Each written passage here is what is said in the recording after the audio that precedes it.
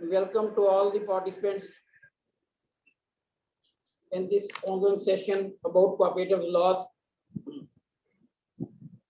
Am I audible? Yes, sir. Yes, sir.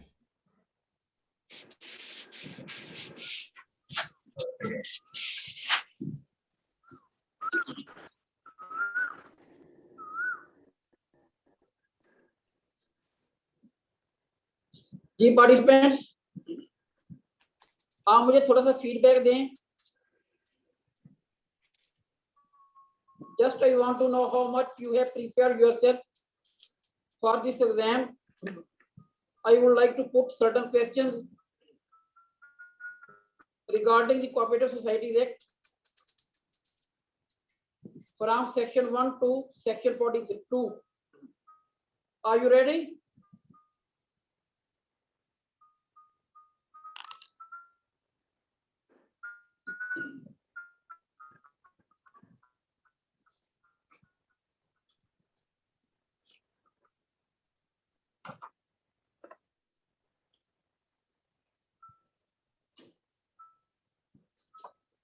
Participants, I want to know what is section 20.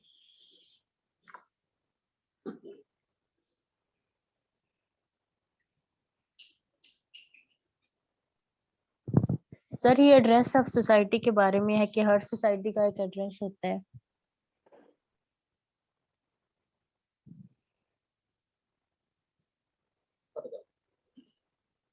अच्छा, मुझे ये बताइए कि society, when society is registered, it also becomes a body corporate. When society is registered, it becomes a body corporate. Under what section? Section 23. Section 23. Okay. Now tell me what is section 23? What is the letter and spirit of this section? Sir इसमें जब कोई society body corporate बन जाती है तो sir वो किसी भी दूसरी सोसाइटी के साथ कॉन्ट्रैक्ट में एंटर हो सकती है और ये एक लीगल पर्सन बन जाती है. Yes. G, from any male participants, I would like to know what is section 27.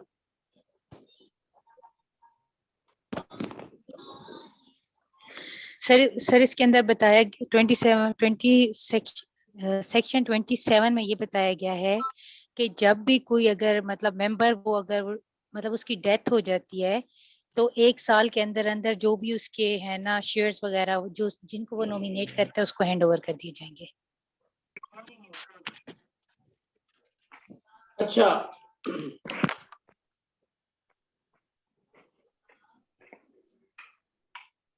what is section 31?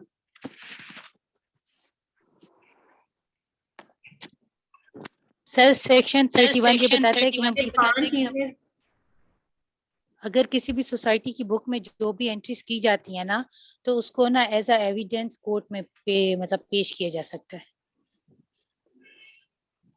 हाँ बिल्कुल ठीक है. Section 31 is about the admissibility of in evidence. The registers which belong to the societies, the entry in those registers are very much admissible in a court for the purpose of evidence. Very good. अच्छा जी, section 34 subsection 4, what is this? Section 34 and its subsection 4. हम इसमें non member जो है उसको भी कर्जा दे सकते हैं. इस सेक्शन में ये The non-members can also be given loan, but Sir, with the prior मैं- approval. बहुत ज़्यादा लेकिन- distortion है भाई. आप जरा अच्छा, अपनी सर, voice- रजिस्ट्रार के अप्रूवल के बगैर बहुत ज़्यादा distortion हो रही है बच्चे. सर रजिस्ट्रार की इजाजत से ही लोन मिलेगा ना नॉन मेंबर को. जी जी जी बिल्कुल ठीक है. अच्छा जी, there are 5 to 6 methods which have been provided in what section, according to which society's funds may be invested somewhere else. What is the section? Sir section number 37 में बताइए. 37 बताया गया है कि Section 37, investment of very fund good. उसका और sir 37A में ये बताया गया है कि जो कोई भी सोसाइटी है ना वो अपने फंड्स को किसी भी नेशनल सेविंग बैंक्स में भी कर सकती है। और सेक्शन 37B में ये बताया गया है कि कोई भी अगर जो हमारा है ना कोई भी ट्रस्ट जो हमारे 1882 के एक्ट में ट्रस्ट एक्ट में जितनी भी मतलब सोसाइटी का जितनी भी मतलब क्या कह सकते हैं जो कंपनीज या अदारा जात है, एंटिटीज या और जिनका इंस्टीट्यूट किया गया- जो इदारे जी। इसके सेक्शन 20 के अंदर हैं उन ठीक है, जी ठीक जी ठीक। उसके अंदर रजिस्टर्ड है उनको किया जाएगा। और सर 37C में ये बताया गया है कि एक सोसाइटी किसी भी दूसरी सोसाइटी के शेयर में भी इन्वेस्ट कर सकती है। 37D में ये बताया गया है कि जो भी कोई सोसाइटी होती है ना वो जो उसका लोन होता है ना वो किसी भी दूसरे कमर्शियल बैंक में भी अपने मतलब अपनी इन्वेस्टमेंट को किसी दूसरे कमर्शियल बैंक के अंदर भी मतलब इन्वेस्ट कर सकती है। और 37E में ये बताया गया है कि जो सोसाइटी होती है ना वो मतलब डिफरेंट बसेस और मतलब डिफरेंट कामों में भी इन्वेस्ट कर सकती है अपनी जो उसकी होती Very है good, investment. very good. Beta, you have prepared yourself fully. So far, I am too much satisfied about your preparation, and I hope all of the participants have the same level of have their preparation. If this level is going on, inshallah, I am hopeful that you would get almost more than 80% marks in this paper, inshallah. इंशाल्लाह sir इंशाल्लाह। From, I would also like to get the response from the male participants. So far, no male have participated in this discussion. Now my question would typically from those male participants.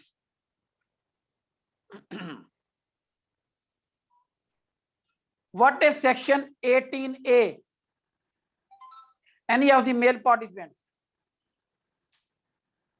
What is section 18A? Sir मैं बताऊं? बेटा मैंने पहले mail participant से कहा है जरा उन्हें आंसर आने दें कहीं से ना, उसके बाद देखते हैं।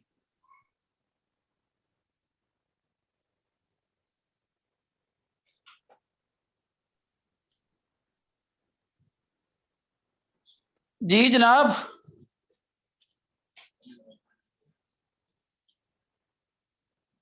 क्वेश्चन क्या पूछा है, रिपीट करना, डिस्टॉर्शन थी तो मेरी तरफ। क्वेश्चन मेरा ये है कि what is section 18A?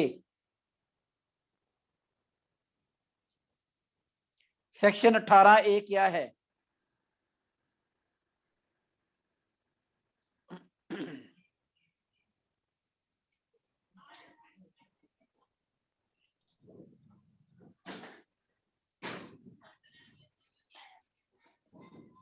Managing चलें। कमेटी की जनरल बॉडी बनाते हैं सर।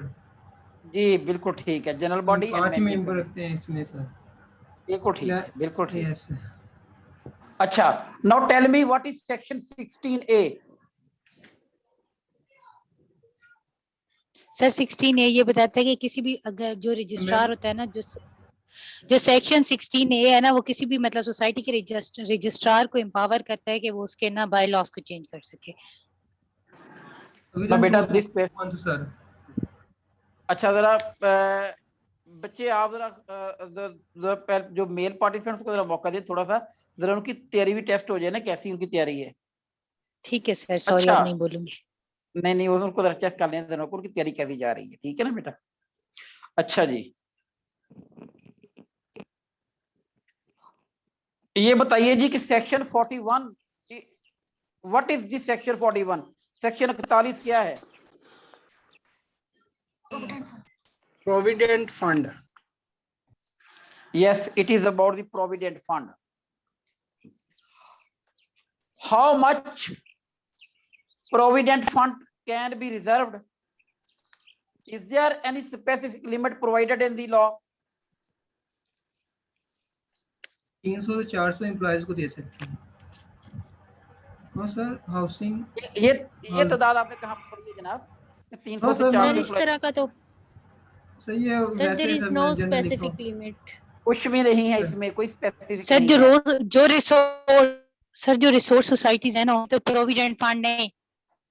जैसे हाँ हाउसिंग उनका है, नहीं होता, प्रोड्यूसर है। हाउसिंग वगैरह, हाँ बिल्कुल ठीक है उनके लिए। Yes, सर जो रिसोर्स सोसाइटी है ना उसके तो कोई प्रोविडेंट फंड नहीं होते, लेकिन बाकी तमाम सोसाइटीज के तो होते। बिल्कुल बिल्कुल ठीक है, बिल्कुल ठीक है बेटा। अच्छा, अब जो है ना वो लो बेटा 42 तक जो है ना वो मैंने अभी आपको चेक कर लिया है, and I am too much satisfied, but I am a little doubtful from the male participants because their response and participation in this quiz remains low. They should also show their maximum level of output so that I may judge what is their standard of preparing this subject. आज इंशाल्लाह हमने ये chapter पूरा पढ़ देना है और इस चैप्टर को भी शामिल करके कल जो है ना वो इंशाल्लाह कॉम्प्रिहेंसिव जो है ना वो आपका ये टेस्ट होगा. Almost it will be comprised of half an hour, and I also request all the male participants to prepare themselves for this purpose tomorrow inshallah. Am I audible? Yes sir. चलें जी, आज जो है ना वो next chapter है. ये chapter जो है ना देखें, सोसाइटी मैंने आपको बताया था इट इज नॉट. सर मेरी एक बात सुन लें सर, एक जी, सवाल है, बताइए. Sorry sir. अभी अपने ना सेक्शन 18A पूछा था ना, तो सर इसमें इन्होंने ये बताया था कि हम ना मैनेजिंग कमेटी बनाते हैं, तो सर सेक्शन 18A के अंदर तो मैनेजिंग कमेटी अपने इख्तियारात नहीं इस्तेमाल करती. सर ये मुझे बेटा क्लियर जो कर दें.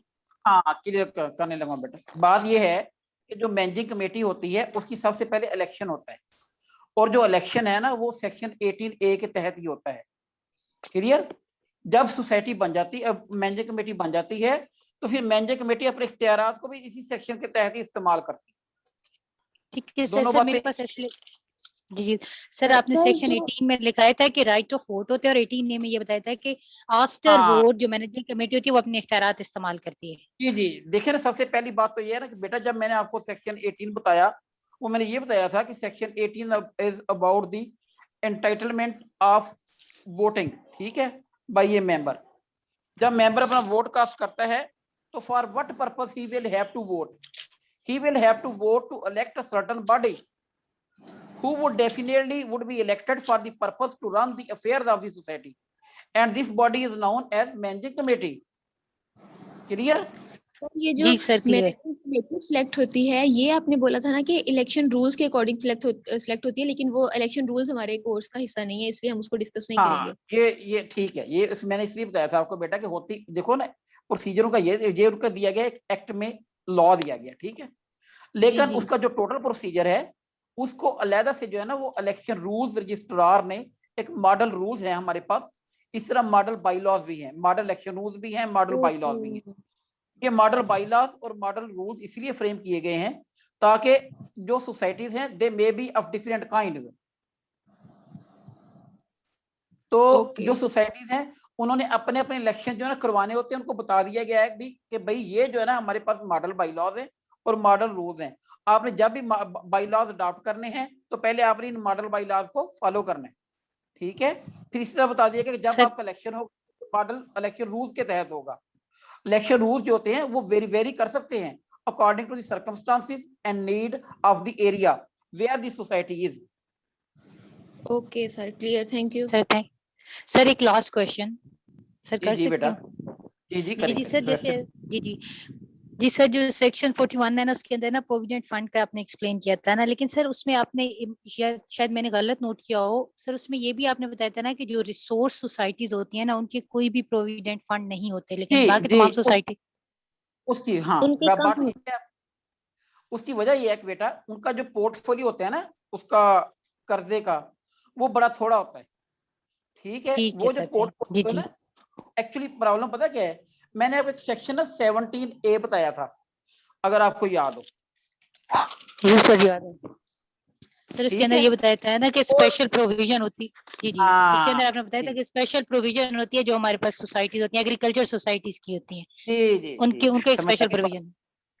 अच्छा पता क्या, आप थोड़ा सा आपने जानकारी दी है तो मैं तमाम को बता देना चाहता हूँ कि जो हमारे पास एग्रीकल्चर सोसाइटीज होती है ना बेटा, इनके जो मेंबर्स होते हैं उनके लिए हमने एक MCL मुकर्रर करनी होती है. MCL का मतलब maximum credit limit, how much credit would be given to each member. इसका फार्मूला ये है कि देखिए हमारे पास दो तरह के काश्तकार हैं. एक वो हैं हु देमसेल्व्स आर ऑनर, जो खुद ऑनर भी हैं, and have their own land and they themselves cultivate the land, और खुद जो है ना वो काश्तकारी करते हैं, ठीक है। Similarly there are certain person who have taken the land on rent और लीज, उन्होंने लीज पे ऊपर जमीन ली हुई होती है, वो जमीन को जो है ना वो काश्त करते हैं, क्लियर। वो मुजारिन कहलाते हैं, टीनेंट कहलाते हैं। टीनेंट जो है वो भी सोसाइटी के मेंबर बन सकते हैं, लेकिन जब उनको कर्जा मिलेगा एग्रीकल्चरल सोसाइटी में तो वो बड़ा थोड़ा होगा। गवर्नमेंट ने आजकल जो लिमिट है एक जो एकड़ है उसके ऊपर है 4000, उसके लिए जो मालिक है जमीन का फी एकड़, और जो मालिक जमीन का नहीं है, मुजारे वगैरह है, उसके लिए जो है 2500 रुपया फी एकड़ है। यानी कि ये वे छोटा सा लोन होता है, अगर एक के 10 एकड़ हैं तो उसको 2500 को 10 से ज़रब दे दें तो उसको उतना ही लोन मिलेगा, यानी कि 25,000, ठीक है। ये होता इसलिए होता है कि उन्होंने सिर्फ अपनी इनपुट्स वगैरह जो है ना वो खरीदनी होती हैं, और ये लोन का जो दरानी है वो 6 माह से ज्यादा नहीं होता, 6 माह में उन्होंने पैसे जो है ना वापस करने होते हैं। सर क्लियर होगी दोनों ने? बात? जी जी दोनों ने बेटा, जिन्होंने ओके सर। एग्रीकल्चर सोसाइटी से लोन लिया है ना, इसीलिए जो है ना इसके रिजर्व फंड, प्रोविडेंट फंड वगैरह जो है ना ये क्रिएट नहीं किए जाते, ठीक होगी बात, क्योंकि लोन बहुत थोड़ा सा होता है, और इस लोन में जो है ना इतना जो सो लोन है उसमें से जो है ना वो ये हम जो है ना वो क्या इसमें से जो है ना वो रखेंगे साइड पे, जो है ना जिसके जरिए जो है ना हम रिजर्व फंड वगैरह, प्रोविडेंट फंड और इन्वेस्टमेंट वगैरह कर सकें। लिहाजा ये ऑलमोस्ट जितने भी सेक्शन है ना तकरीबन 36 के बाद 37 वगैरह, ये सारे के सारे जो है इसके ऊपर अप्लाई नहीं होते, एग्रीकल्चर सोसाइटी के ऊपर प्रैक्टिस नहीं है इसकी। वो प्रैक्टिस ना होना यही वजह है कि loans portfolio is very much low. अब समझ आ गई है बात की कि बच्चे ने जो क्वेश्चन किया था, I think she is very much clear. Yes sir, मैं इसमें क्लियर थी, बस मैं यही कंफर्म कर रही थी कि वो रिसोर्स का मैंने ठीक नोट किया कि नहीं किया। जी जी जी ले बेटा, अब देखें सोसाइटी बन गई। सोसाइटी बनने के बाद अब जो सोसाइटी के मेंबरान हैं उनकी ये उनके लिए जरूरी है कि वो जाने कि उनकी सोसाइटी कर क्या रही है। सोसाइटी का जो मैनेजिंग कमेटी चला रही है, ये किसी पीछे से जो ना वो जानवर की आवाज आ रही है बड़ी प्यारी, वो किसी कोयल के गलबन ये आवाज आ रही है कानों में ना। अच्छा, तो मैं ये बात कर रहा था कि जो सोसाइटी है, तो सोसाइटी को जज करने के डिफरेंट वेज हैं। जो पहला वेज है कि सोसाइटी किस तरह प्रोग्रेस कर रही है, तो वो तो है सोसाइटी का ऑडिट, जो हम करते हैं under section, audit is done under section sir 22। हाँ जी। लेकिन उसके ऑडिट के अलावा there are also certain ways to know the actual position of the society, कि सोसाइटी जो है किस तरह काम कर रही है, सोसाइटी कब बनी थी। उनमें जैसे जो अहम तरीन सेक्शन अब हमारे पास आया है वो है section 43। It is about inquiry by registrar. Section 43 जो है ना ये इंक्वायरी है बाय रजिस्ट्रार।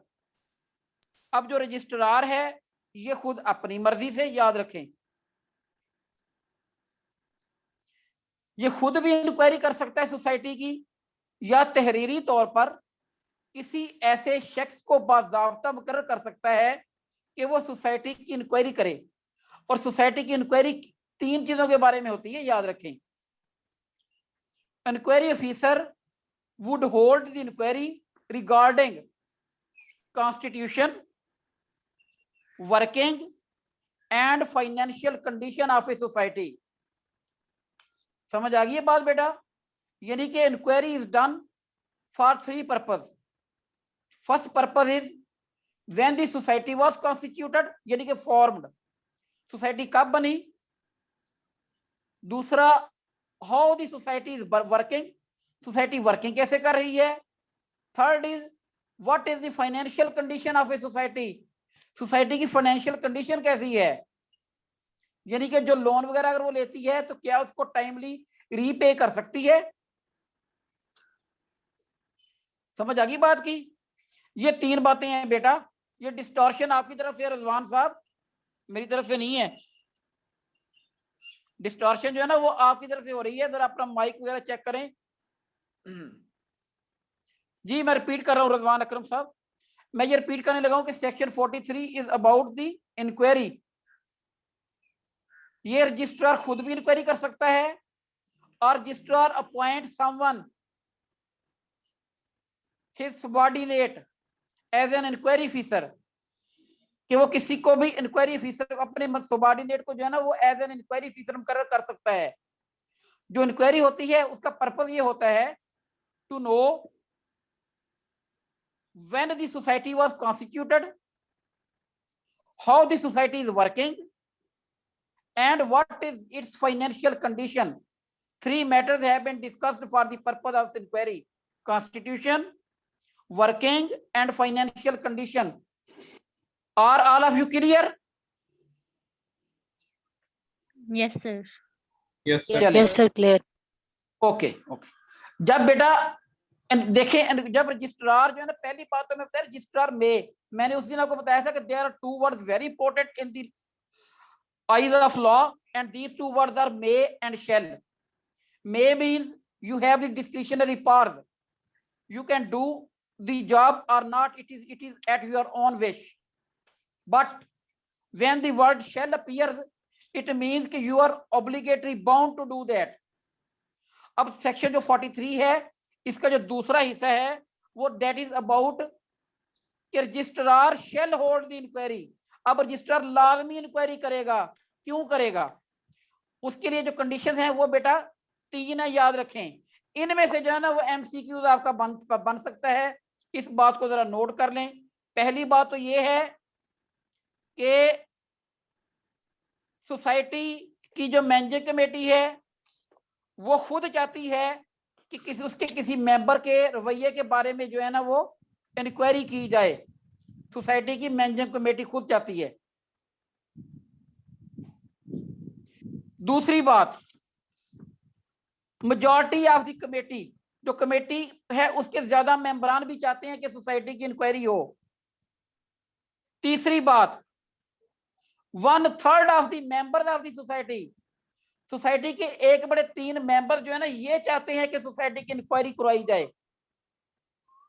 तीनों कंडीशन समझ आ गई हैं? Yes, sir sir. फर्स्ट वाली रिपीट कर दें। फर्स्ट वाली बेटा ये है कि जो सोसाइटी की मैनेजिंग कमेटी की जानिब से कोई रिक्वेस्ट आती है, वो रिक्वेस्ट ये होती है कि societies members behaviour should be investigated. ये बेटा अपना माइक बंद करें कि पीछे से माइक जो ना वो खुला हुआ है किसी का, बड़ी डिस्टॉर्शन हो रही है। ये किसका माइक है मैं देखता हूँ। सर मोहम्मद सरफराज। जी जी सरफराज साहब सरफराज साहब से पहले भी जरा ये हमारी रही है शिकायत कि अपने माइक को जरा बंद ही कर लें जनाब सरफराज साहब। हाँ आप ठीक है, अब माइक फिर ऑन कर लिया सरफराज साहब, अपना माइक जरा बंद रखें जनाब। सरफराज साहब माइक बंद करके सुबह हाथ उठा लें। हाँ ठीक है। अब सरफराज साहब फिर वही बात कर रहे हैं, आप उठा भी रहे बंद भी कर रहे हैं, उठा रहे बंद कर रहे हैं जी। तो बेटा ये मैं ये बात कर रहा था कि रजिस्ट्रार जो है ना वो definitely will hold the inquiry. There are 3 conditions. One condition is when some member of the society the behavior is needs to be investigated। किसी मेंबर के बिहेवियर के बारे में उसकी इन्वेस्टिगेशन होने की जरूरी है, तो वह सोसाइटी एक रिक्वेस्ट भेजती है मैनेजिंग कमेटी की जानब से कि इसकी जो है ना इंक्वायरी करवाई जाए। नंबर 2, मेजॉरिटी कमेटी जी, ये 43 सेक्शन 2 का जो है ना सब सेक्शन ए आगे। फिर नंबर 2 है जो मैनेजिंग कमेटी है उसकी मेजॉरिटी ये चाहती है कि सोसाइटी के तमाम, जो मैंने 3 बातें बताई हैं, उनकी इंक्वायरी हो। तीसरी बात, सोसाइटी के जितने भी मेंबरान हैं उन मेंबरान का 1/3 ये चाहता है कि सोसाइटी की इंक्वायरी करवाई जाए। और इंक्वायरी मैंने आपको बता दी है, constitution, working and financial condition. ठीक है। अब सेक्शन 3 में यह बात बताई गई है के तमाम ऑफिसर या मैनेजर जिनके पास कोई भी किस्म की इंफॉर्मेशन है, they are bound to provide to the registrar each and every information which is required by the registrar or his subordinate officer. समझ आ गई ये बात बेटा? ये आपका जो है ना सेक्शन 43 का सब सेक्शन 3 है। और याद रखें, जिस सोसाइटी की इंक्वायरी होगी उस सोसाइटी की इंक्वायरी जो भी इन्वेस्टिगेशन होगी उसके रिजल्ट से सोसाइटी की मैनेजिंग कमेटी को, सोसाइटी के तमाम मेंबरान को जो है ना वो आगाह किया जाएगा। Clear? This is section 43, very much important. हम आजकल जितनी भी इन्वेस्टिगेशन वगैरह करते हैं तो इसी सेक्शन के तहत करते हैं।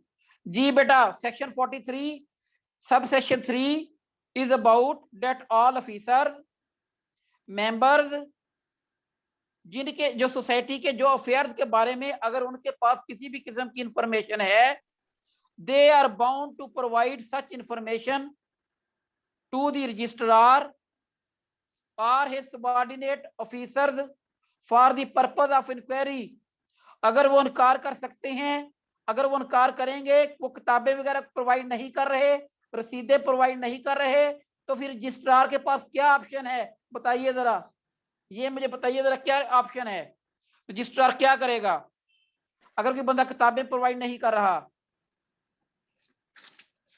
सर तो इसके ये अंडर सेक्शन 4A के तहत। बिल्कुल ठीक है, अंडर सेक्शन 4A के तहत सर्च वारंट जारी किए जाएंगे। अच्छा बेटा, सेक्शन 43 क्लियर हो गया? जी सर क्लियर है। ओके, अब देखें, मैंने आपको बताया सेक्शन 44 की जानब अब प्रोसीड करने लगा हूं मैं। सेक्शन जो 44 है, it is about inspection of books of indebted society. क्या मुराद है इससे, याद रखें। मैंने आपको बताया था ये स्पेशली बेटा जो है ना वो हम ये जो 44 है इस सेक्शन का हम इस्तेमाल करते हैं being a functionary of the cooperative department. कोई ऐसी एग्रीकल्चर की सोसाइटी जिसने कोऑपरेटिव बैंक से लोन लिया होता है, लेकिन वो जो लोन है उसको मिस यूज हो जाता है, वो लोन का सही इस्तेमाल नहीं होता। जब लोन का सही इस्तेमाल नहीं होता तो जो पहली प्रॉब्लम ये पैदा होती है कि लोन जो है ना वेल इन टाइम रीपे नहीं होता। ठीक है, तो जो जिसने फाइनेंस जारी किया है, जो असल में क्रेडिटर है, वो ये रिक्वेस्ट कर सकता है रजिस्ट्रार से कि जनाब रजिस्ट्रार साहब, सोसाइटी ने मुझसे इतने पैसे लिए थे, वो इन्होंने जो है ना टाइम पे वापस नहीं किए, आप जरा इस बात की इंस्पेक्शन करें। पहला था इंक्वायरी, अब ये है इंस्पेक्शन। आप इस बात की इंस्पेक्शन करें कि क्या मैंने जो लोन दिया था वो बिल्कुल सही इस्तेमाल हुआ है। ठीक है, तो क्या वो लोन गलत तो इस्तेमाल नहीं हो गया? अगर सर गलत इस्तेमाल किया है, जी बेटा, inspection of books of indebted society. Sir inspection क्या है? यही बता रहा हूँ बेटा आपको सर, इसका मीनिंग। इंस्पेक्टर, इंस्पेक्ट मुआयना करना, मुआयनाकार, इंस्पेक्टर को मुआयनाकार कहते हैं हम उर्दू में।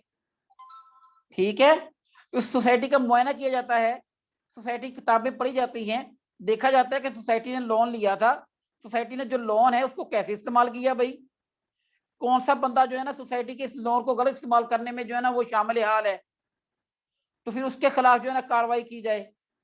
ये जो है ना वो मैंने को बताया था, हमारी जो एग्रीकल्चर की सोसाइटी है बेटा, ये लोन लेती हैं cooperative, Punjab provincial cooperative bank से।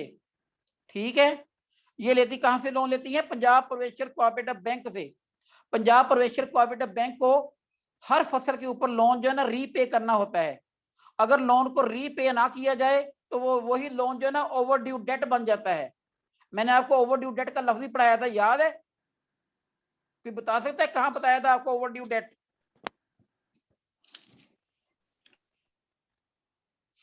जी बेटा बताए।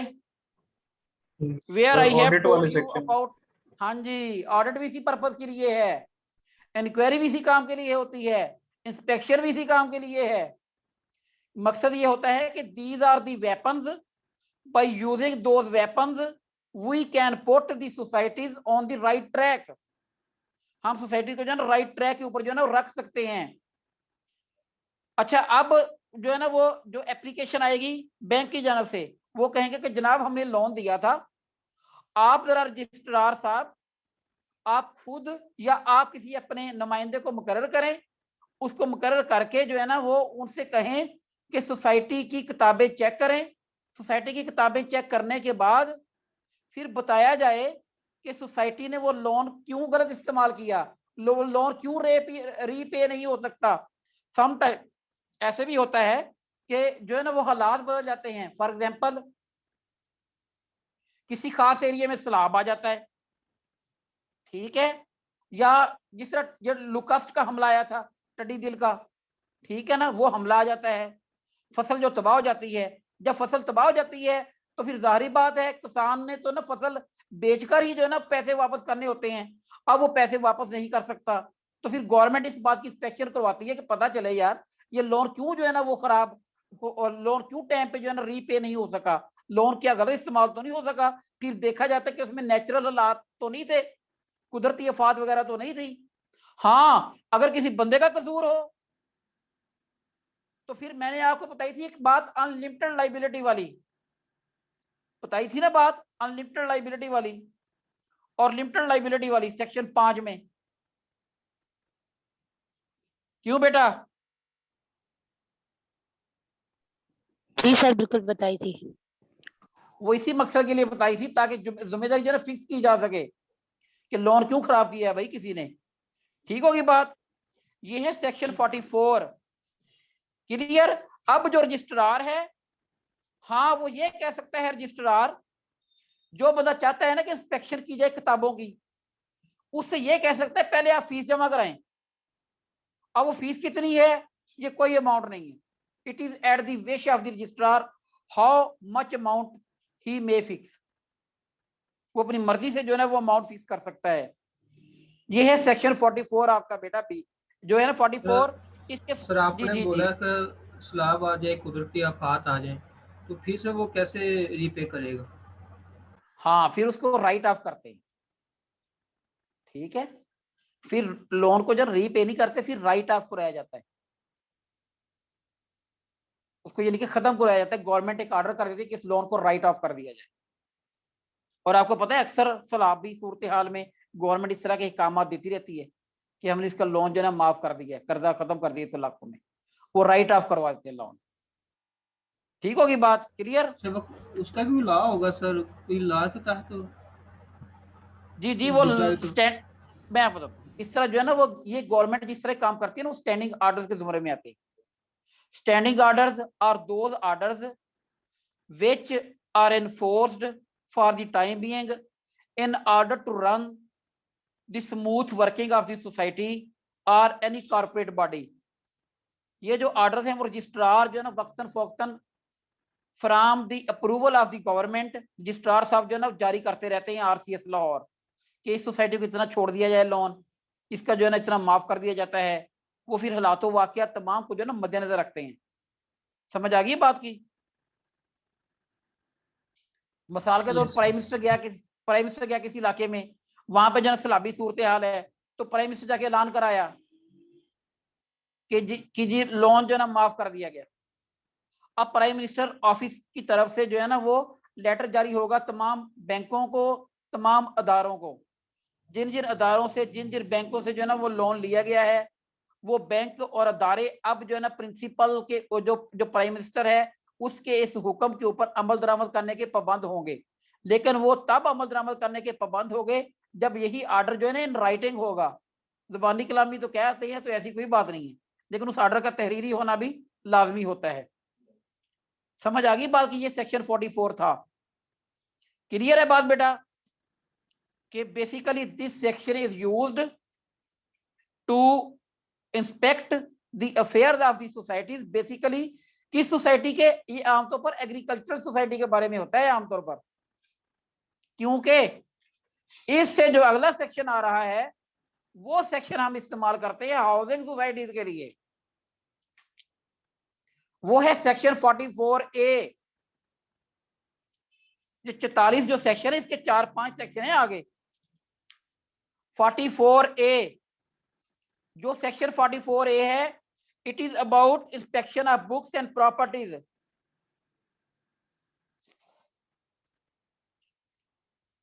जी बेटा 44A शुरू करें, मैं को समझा दूं जरा।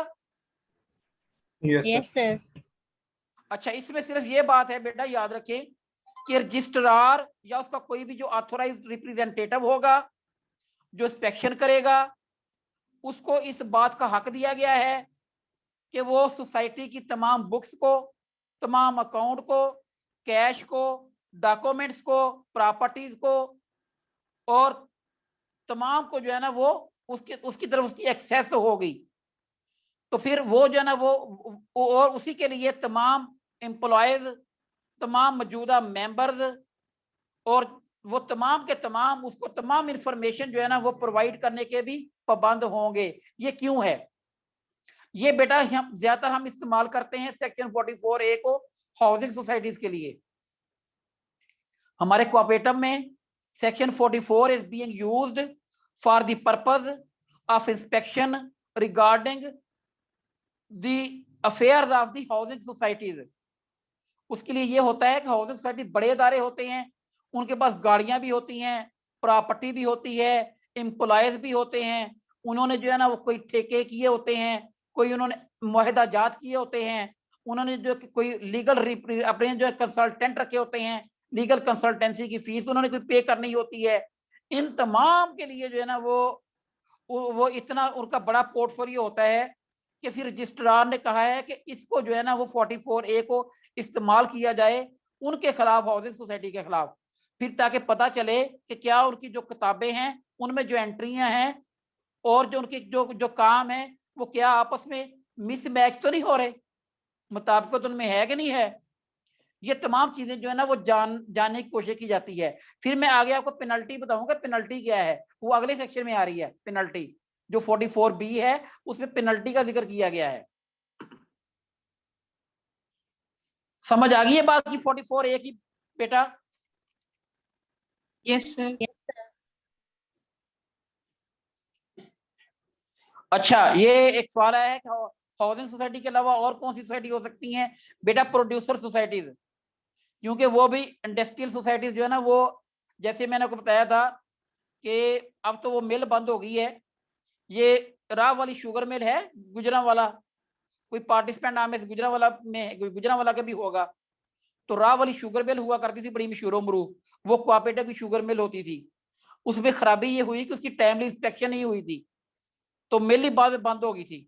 ये अगर टाइमली इंस्पेक्शन, ऑडिट वगैरह होता रहे, इंक्वायरी वगैरह होती रहे, तो फिर पता चलता रहता है कि सोसाइटी किस पोजीशन में है, क्या सोसाइटी को मजीद चलाया जाए या सोसाइटी को बंद कर दिया जाए। ठीक है, ये इसलिए जो है ना सेक्शन वेपन दिए गए हैं। ये these are weapons provided to the functionaries of the cooperative department. ये section 44A clear. Section 44A, is there any question?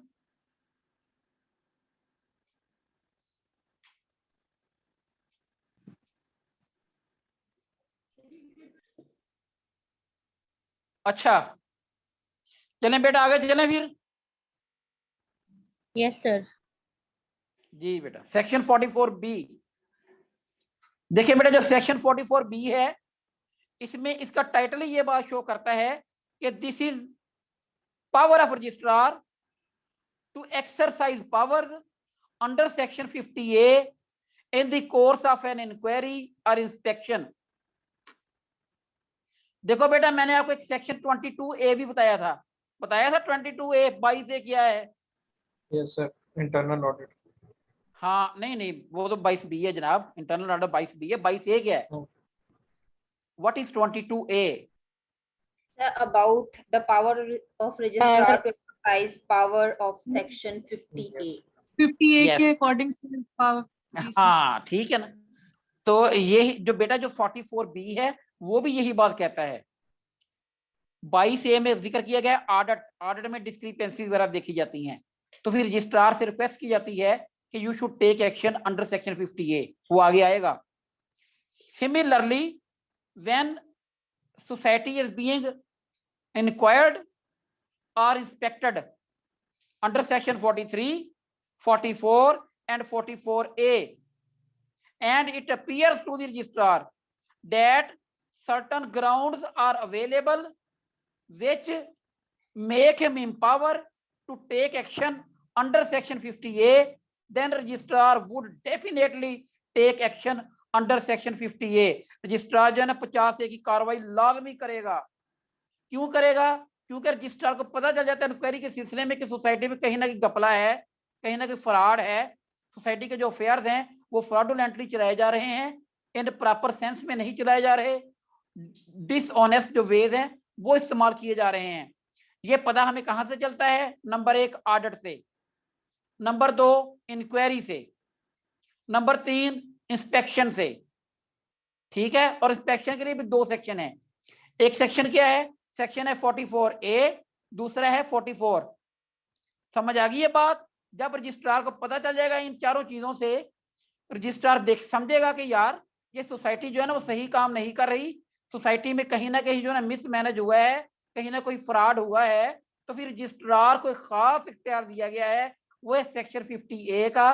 तो फिर रजिस्ट्रार उस सेक्शन 50A की पावर्स को इस्तेमाल करते हुए असेसमेंट ऑफ डैमेजेस करेगा और उनके खिलाफ जो रिस्पॉन्सिबल पर्सन होंगे उनके खिलाफ जो है ना लायबिलिटी भी फिक्स करेगा। वो मैं आप आगे जाकर आपको इंशाल्लाह इन डिटेल वो सेक्शन 50A भी बताऊंगा।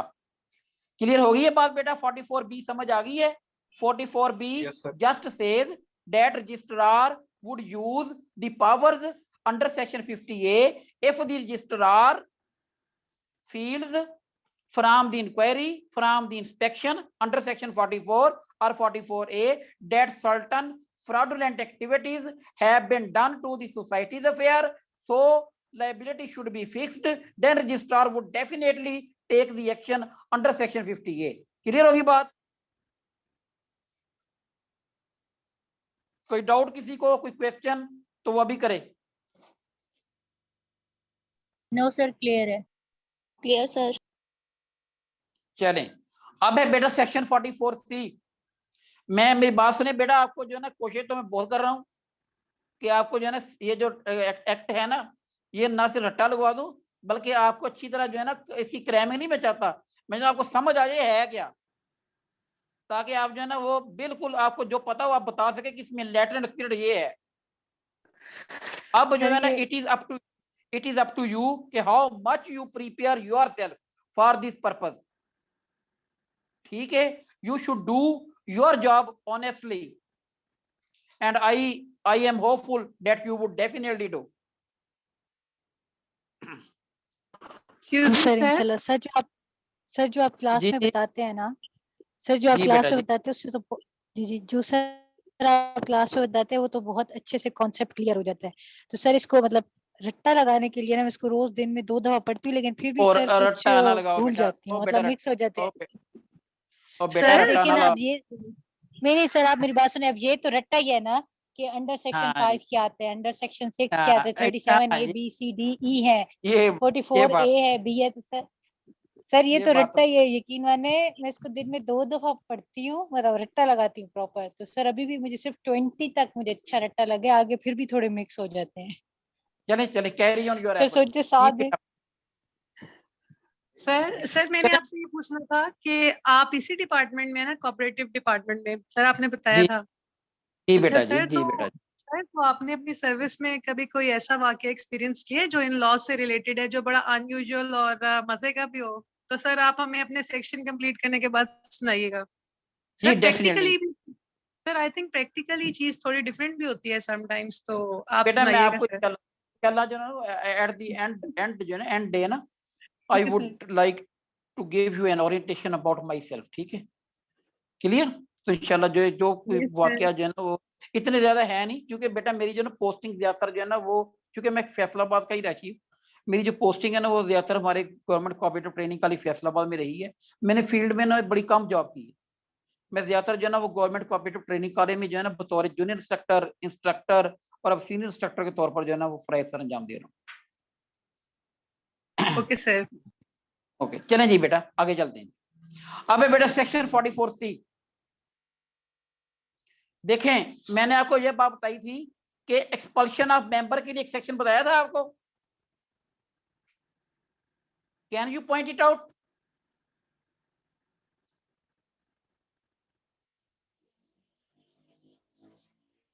जी बच्चे बताओ ना। सर 17B था शायद। 17B was about the expulsion of the members, ऐसे ही था। But apart from the members, there are also certain other officers and officials which are considered as an employee of the society, ठीक है? And if they do some mistake, then they can be also removed, and these powers have been discussed under section 44C। जो society के जो officers हैं उनको remove करने के लिए जो सेक्शन है ये 44C दिया गया है। इसमें यह बात बताई गई है कि कोई भी जो ऑफिसर है सोसाइटी का, जो भी उसका नाम है, ऐसे बंदे को जो है ना रजिस्ट्रार साहब रिमूव कर सकते हैं अगर इंक्वायरी करने के बाद वो सेटिस्फाई हो जाएं कि जो ऑफिसर है सोसाइटी का ये मेंबरान के मफादात के खिलाफ काम कर रहा है। अब बेटा मैं बात बताऊं आपको क्या मुराद है ऑफिसरान से। हाउसिंग सोसाइटीज में उन्होंने अपने अकाउंट ऑफिसर रखे हुए होते हैं, मैनेजर्स रखे हुए होते हैं, उन्होंने अपने इंजीनियर्स रखे हुए होते हैं, ठीक है। उनका काम ये होता है कि जो सोसाइटी की मैनेजिंग कमेटी और मेंबर जो चाहते हैं उन विशेष को वो पूरा करें। लेकिन समटाइम ये होता है कि they have also their own interests, to satisfy their interests they get themselves involved in certain other activities which are totally against the interest of the members of the society, कि जो societies के members के जो है ना वो खिलाफ हों।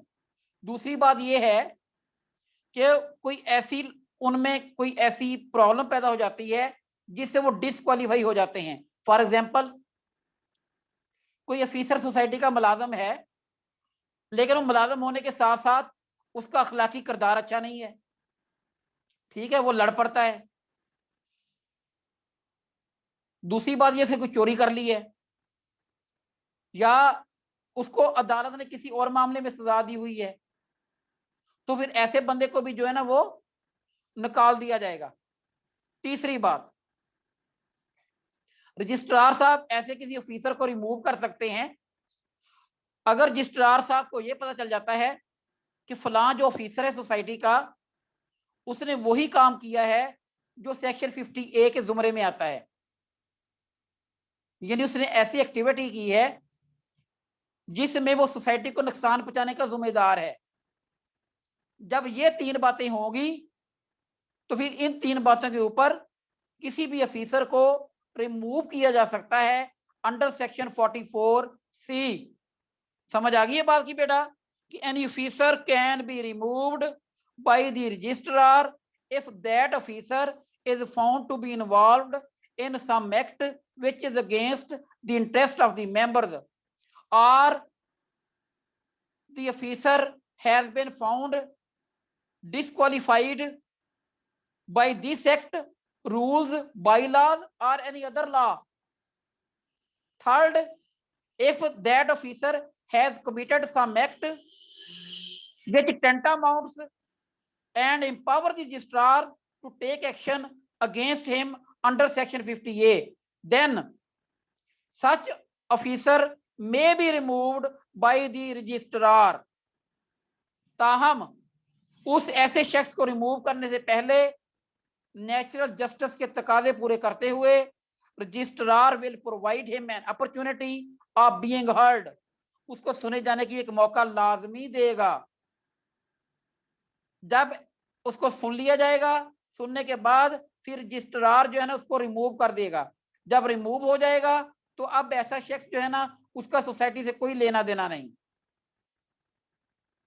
ताहम ये बात आप नोट करें कि अगर ऐसा शख्स, ऐसा ऑफिसर, जो ऑफिसर अपने आप को ये समझे कि I am aggrieved that I have been removed wrongly, then there is a course, there is an opportunity provided to him, and that opportunity is within the period of 7 days from the date of his order of removal, he may appeal to such authority as may be constituted by the government.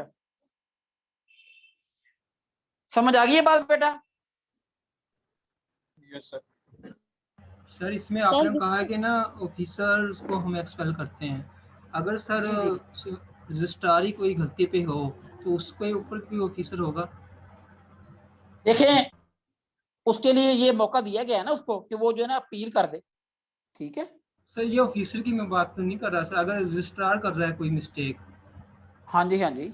देखिए पता क्या बात होती है, law में जो है ना सर्टन ऑफिसर के कुछ जो एक्ट्स हैं उनको जो है ना वो प्रोटेक्शन दी गई है, क्लियर। तो उसके देखिए उसको रेक्टिफाई करने के लिए तरीकाकार ये दिया गया है कि उसके किसी ऑर्डर के खिलाफ जो है ना अपील का हक है। अपील के हक में अगर जो सेक्रेटरी साहब हैं अगर वो देखते हैं कि यार रजिस्ट्रार ने ये गलत फैसला किया है तो वो उसके ऐसे फैसले को नल एंड वाइड करार दे सकते हैं, but an action can not be taken against the registrar in this respect. ठीक है, क्लियर हो गया जी? अच्छा, लेकिन अगली बार ये भी बात बता दीजिए ये बेटा कि ये जो हमारा सेक्शन है 44C, ये बैंक के हमारे एम्प्लॉयज के ऊपर जो है ना वो अप्लाई नहीं करता। जो हमारा पंजाब प्रोविंशियल कोऑपरेटिव बैंक है उसके जो ऑफिसर्स हैं, जो उसके ऑफिशियल्स हैं, हम उसको इस तरह जो है ना रिमूव नहीं कर सकते, उनके लिए जो है ना और तरीकाकार दिया गया है। लेकिन एक काम और भी कर सकता है। अब देखें ये सेक्शन आपने ना, इसमें सेक्शन 5 है, इसको जरा बेटा जो है ना वो इख्तियार से जो सेक्शन 44C है इसका सेक्शन 5 है, वेरी इंपॉर्टेंट, वेरी इंपॉर्टेंट। ये आपको पूछा है क्योंकि इसमें टाइम पीरियड बताया गया है, इसको जरा नोट कर लीजिए। वो ये है बेटा कि रजिस्ट्रार जो है वो सस्पेंड कर सकता है किसी मेंबर को, मैनेजिंग कमेटी के, किसी ऑफिसर को, किसी ऑफिशियल को जिसके खिलाफ जो है ना कोई इंक्वायरी हो, ठीक है, या जिसने कोई इरेगुलरिटी, इलीगैलिटी और ब्रीच ऑफ ट्रस्ट किया हो, उसको 3 माह के लिए मुअत्तल भी किया जा सकता है। पहली बात याद रखें, पीरियड कितना है? 3 माह, नॉट एक्सीडिंग 3 मंथ। 3 माह से ज्यादा नहीं हो सकता। 3 माह के बाद या तो उसको बहाल करेगा या उसको फिर रिमूव करेगा, ये बात याद रखें लाजमी। 3 माह तक किसी को अंडर सस्पेंशन रख सकते हैं। किस किस को रख सकते हैं वो याद रखें, उसमें मेंबर भी शामिल है मैनेजिंग कमेटी का। हालांकि ये जो सेक्शन है ये है पावर टू रिमूव ऑफिसर्स, लेकिन सेक्शन 44C का जो सब सेक्शन 5 है उसमें ये बात बता दी गई कि registrar is also empowered to suspend any member of the managing committee of the society other than officers and officials of the society, but registrar must ensure that the member or these officers or officials have done some irregularity, illegality, breach of trust or anything which is against the interest of the society. Clear? This is section 44C. Clear हो गया बेटा? Yes sir. Sir आपने period कितना बताया था? 3 माह का? 3 माह का, ठीक है, 3 माह। हाँ चले आगे सेक्शन बेटा 44D। इसके ना 3 सेक्शन और हैं, इस चैप्टर आज खत्म करना है मैंने इंशाल्लाह ना जी। 44D है बेटा, वो ये कि power of registrar to give directions. ये बात सिर्फ आप इसमें याद रखें कि रजिस्ट्रार के पास इस बात का इख्तियार है, इसको ज्यादा जो है ना वो आपको इसमें सिर्फ इस बात के ऊपर सोचें कि रजिस्ट्रार जो है वो किसी भी किस्म की डायरेक्शन दे सकता है जो in accordance with the laws हो सोसाइटीज के अफेयर्स को चलाने के लिए। इसी वजह से वो किसी बच्चे ने सवाल किया था कि वो सोसाइटी के जो अफेयर्स हैं वो कैसे चलाए जा सकते हैं। उसके अलावा तो मैंने बताया था कि रजिस्ट्रार जो है स्टैंडिंग ऑर्डर वगैरह भी जारी करता है, तो रजिस्ट्रार जो स्टैंडिंग ऑर्डर्स वगैरह है वो इसी सेक्शन 44D के तहत जो है ना वो जारी करता है। समझ आ गई है बात की? This is section which empower the registrar to give directions in order to run the affairs of the society when registrar feels that there is no clarity or ambiguity in this law, but he will issue an order which would definitely be consistent with the laws, rules and bylaws of the society. Clear होगी बात बेटा?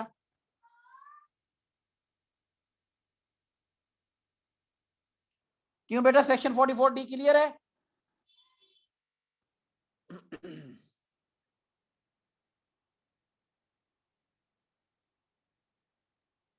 Yes sir clear है। Okay okay, चलें जी next पे चलते हैं जी। Section है 44E, ये स्पेशल मेयर्स 44E, ठीक है। रजिस्ट्रार साहब के पास स्पेशल इख्तियारात भी हैं। किस बात के इख्तियारात हैं कि रजिस्ट्रार किसी भी जगह एंटर हो सकता है, सर्च कर सकता है, प्रेमिसेस को, किताबों को सीज कर सकता है।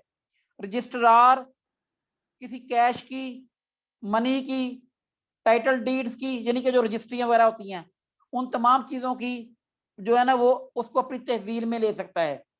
रजिस्ट्रार किसी बैंक को हुक्म दे सकता है कि आप इस सोसाइटी के जो है ना पैसे, इसको अकाउंट को फ्रीज कर दें।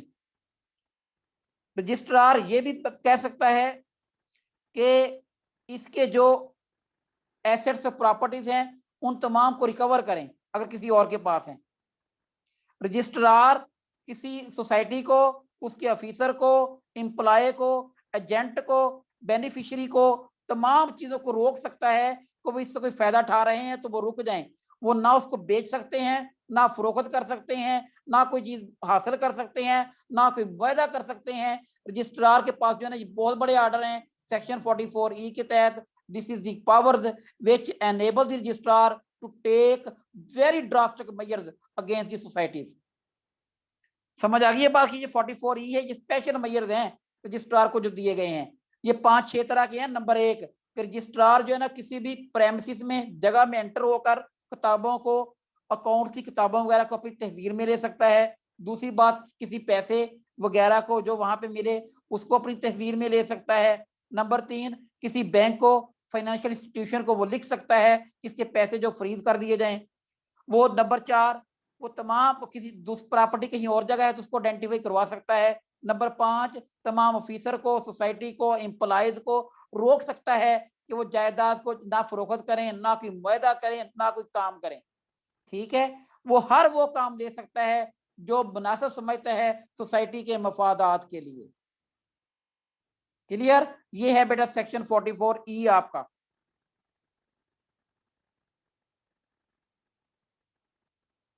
ठीक है? Yes sir. अच्छा, इसका 5 पॉइंट दोबारा से रिपीट कर दें।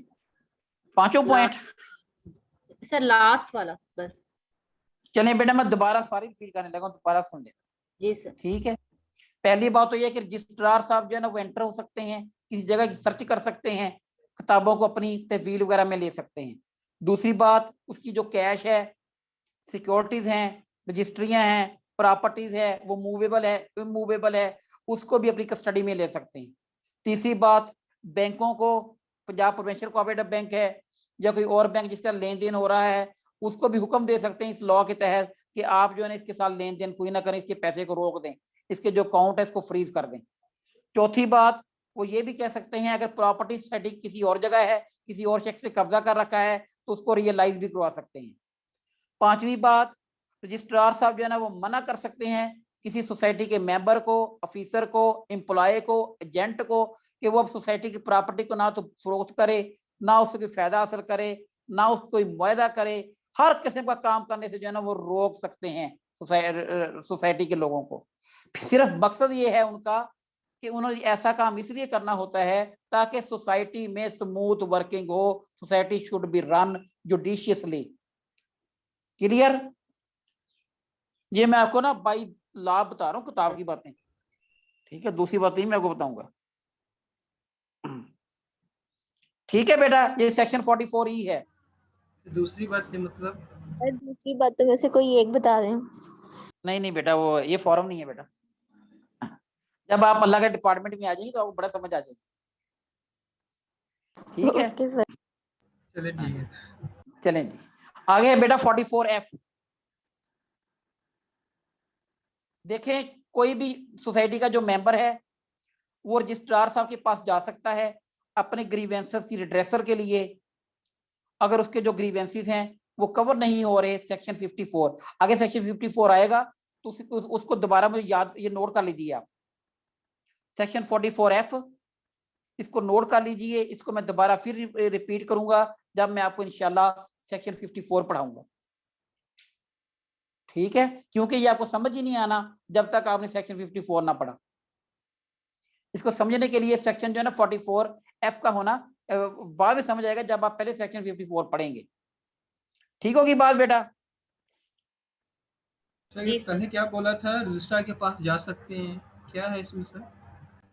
मैंने ये बात बताई थी कि जो मामलात जिनको सेक्शन 54 नहीं ना कवर करता, ठीक है, तो ऐसे मामलात की रिड्रेसल के लिए कोई भी मेंबर जो है सोसाइटी का वो रजिस्ट्रार साहब को अप्रोच कर सकता है कि जनाब मेरे इस मामले को हल करवाएं।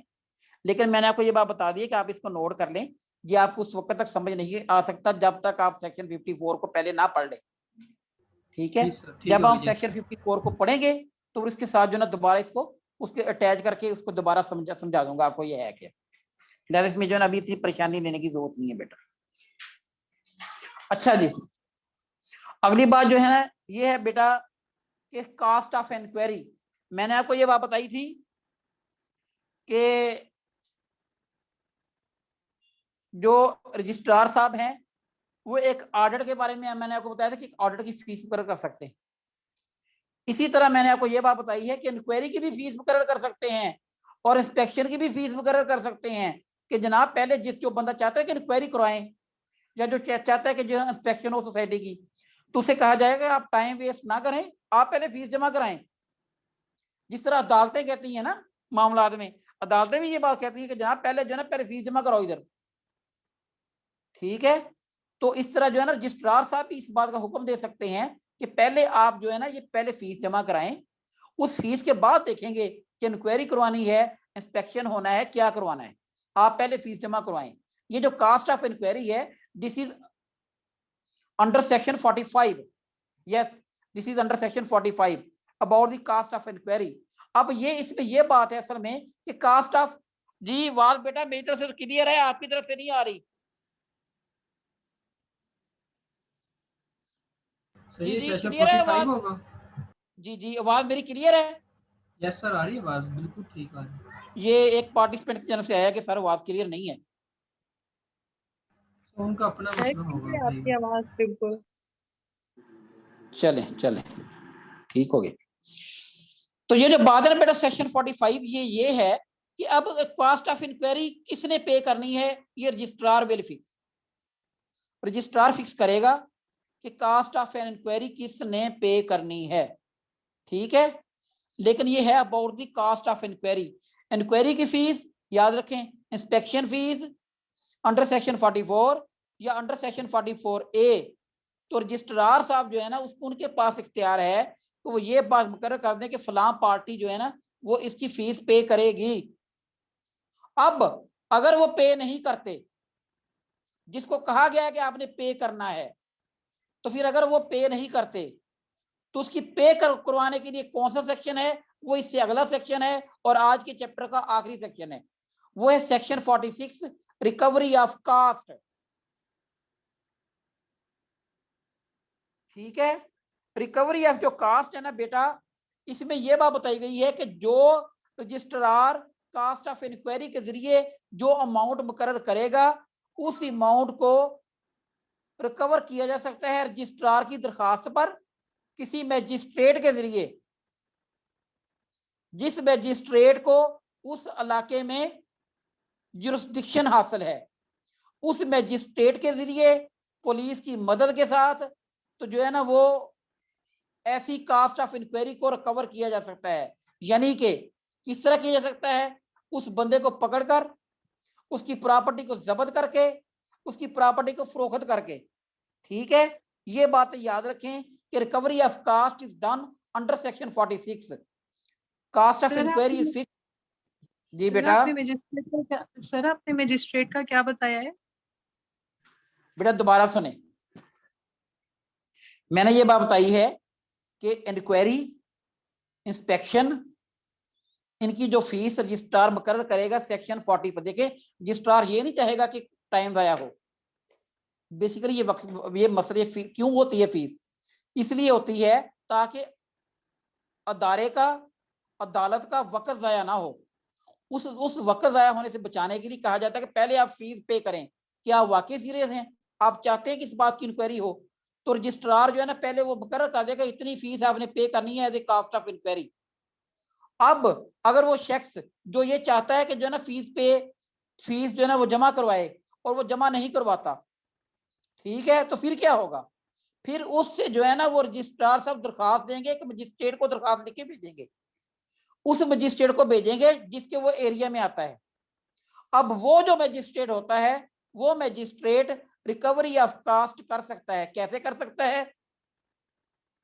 याद करें, याद रखें कि बेटा वो जो होता है उसकी जायदाद को जब्त करते हुए, ठीक है, और उसके खिलाफ जो है ना एक्शन ले सकता है। आगे सजाएं भी हैं, वो मैं आगे बताऊंगा। जो चैप्टर जब 61 पढ़ेंगे ना सेक्शन, उसमें सजाएं बताई गई हैं, ऐसे शिकायत को सजाएं भी दी जा सकती हैं।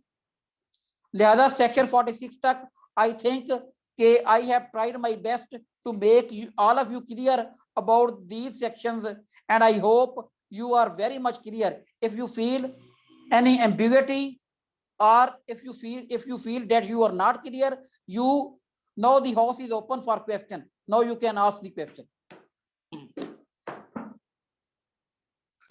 सर आपने बोला इंक्वायरी का फी पे होगी तो इंक्वायरी होगी, अगर सर फी नहीं पे करेगा तो इंक्वायरी कभी भी नहीं होगी। नहीं ऐसा नहीं सर, जिस तरह से आप इंक्वायरी करवा देते हैं, ठीक है, लेकिन अब अगर जो इंक्वायरी फीस है ना उसकी रिकवरी करवानी है, उसकी रिकवरी करवाने के लिए वहां सेक्शन दिया गया साथ में कि रिकवरी कैसे होनी है, वो भी पैसे उससे ले लेने हैं।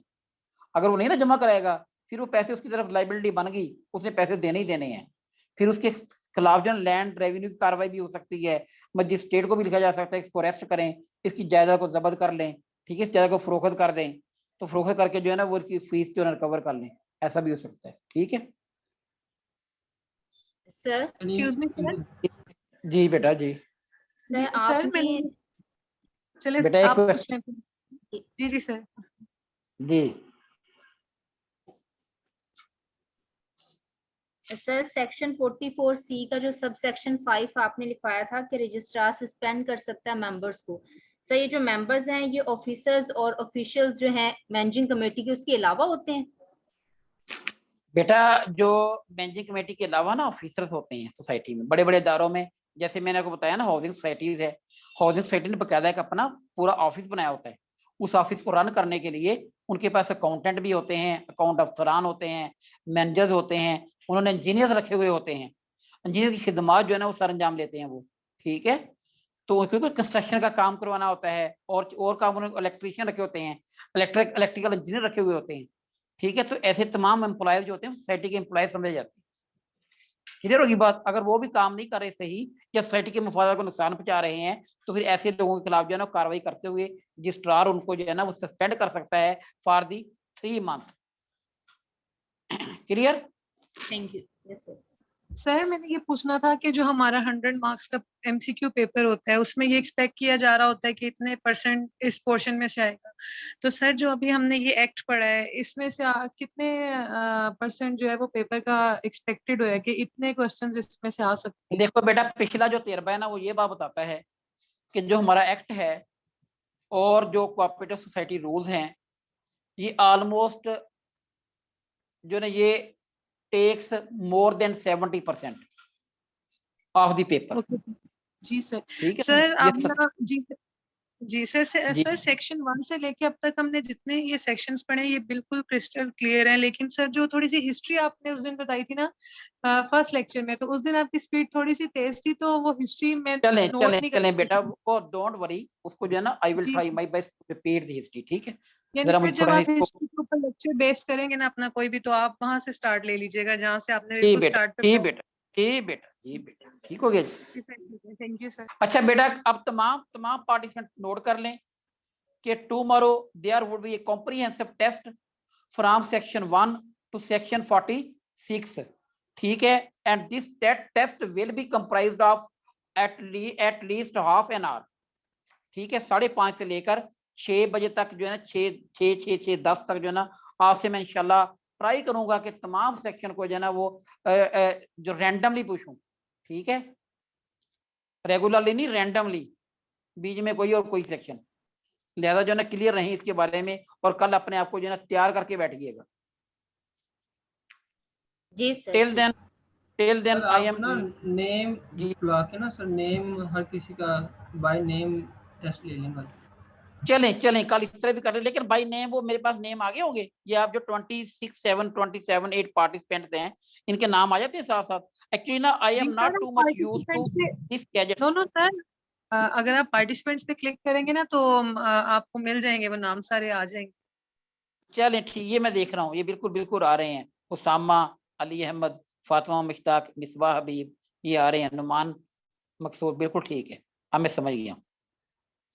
चलें जी, ठीक है जी, टिल जो है ना वो टुमारो, अल्लाह हाफिज।